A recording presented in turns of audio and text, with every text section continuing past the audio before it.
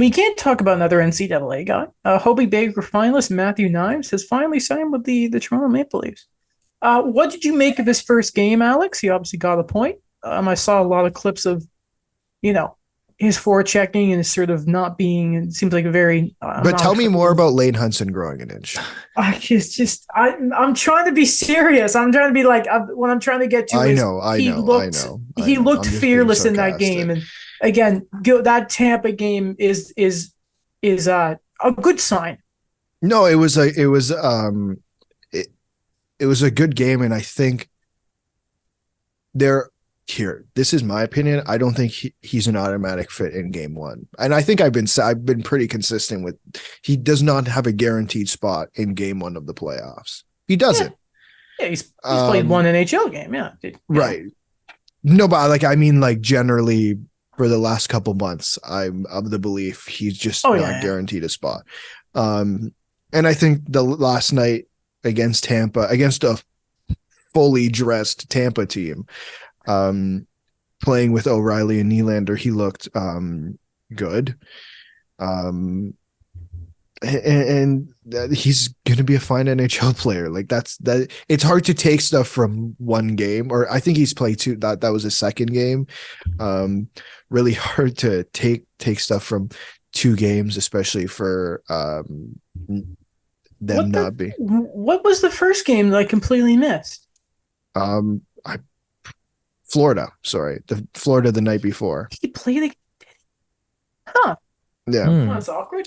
I'm embarrassed. No, it's okay. No, it doesn't. It's okay. They're both absolutely meaningless games. So just as a comparison, because we had this also with Nicholas Abruzzese, what are the expectations for Knies I think versus the him? expectations for Knies is much higher than it was for Abruzzese. I just think he's already a better player than Abruzzese. I think that's to me that's obvious. I think he's the first honestly, yeah, depending on if someone gets injured, and someone will get injured, depending on who that is, I would argue he's the first guy to draw in. This might be a bit of a hotter take, but if it's someone on the fourth line who gets injured, I'm calling Wayne Simmons up real quick. Yo, Corey Perry was definitely introducing himself early to the series last night. Yeah, and Luke Shen said hello. It was, man. See, here's the thing is, I wonder, is Matthew Knies everything they wanted Pierre Engvall to be? Honestly, I don't know. I don't know what his I don't know what his defensive game is. I think they hope he has a little more upside than offensive upside than Pierre Engvall, who sooner rather than later can be the middle six forward that I think, or middle six winger that they've needed. I don't know if that happens next year. I think it could happen next year where he's on the third line. I just don't know. It's hard to say what that roster construction looks like. But I think if you're looking at what this lineup looks like next Tuesday, I can't see him really being in it.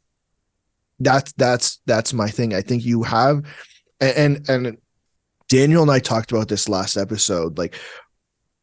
I really honestly believe that they're going to go three lines deep. And by that, I mean Matthews, Tavares, O'Reilly. I could be completely wrong.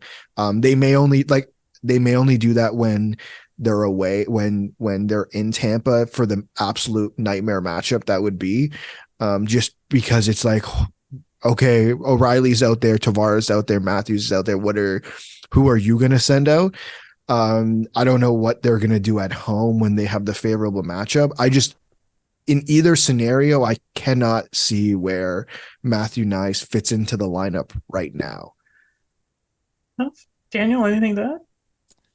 Yeah, I mean, again, I'm excited about his development. I really liked that he did have those extra years in the NCAA, but I don't know. I'm just gonna go with the boring answers, curbed expectations of what we saw of the games and especially where they were going on. Will he play in the playoffs? I don't know. Like, maybe he'll just be an extra guy there, but I'm confident enough in the type of player he's grown into that if he has to come into the lineup, I don't mind. So I like his overall game. I like what he's developed into. It's just I don't know. It's always this odd thing with like the NCAA guys because like to get them under contract, you have to play them to burn that first year. And okay, so like this might be a hot take as well, but like maybe it goes the Matt Boldy take where he gets these games sprinkled in here, and then maybe you just see how the roster is going to be the next season or the season after, and then let loose on him, let him play the bigger minutes. Well, again, depending on the roster construction next year, there is a possibility he has the opportunity to take top minutes. Like if there's one thing that Dubas has done multiple times over his tenure is because of the way the team is constructed, he has to sign quote unquote the bargain bin type guys or the middling guy, like the 2 to 3 million type range, like he did with Yarncrook, and that worked. Like he did with Richie, that didn't work. Like he did with Bunting, that's worked so far. That you have more opportunity to do it because no one is solidified in either of those spots. If you're not playing well, I think they've been quite open to change, or Keefe has been open to change in terms of moving who is the left wingers on those two lines. I would imagine he's been told in some regards, ignoring the playoffs because, no offense, development doesn't mean crap in the playoffs, right? Right. Yep. Yeah. Because NCAA guys, a lot of them base their decisions on whether to sign or not based on what's available position-wise, right? Sure. Not a lot of them always have the loyalty. I'm not saying all NCAA guys aren't loyal. Like, I don't think recently a Hab has been drafted and not gone there, but it has happened. Adam Fox. Yeah, even the guy, I never remember his name, that Buffalo traded. Hearsay?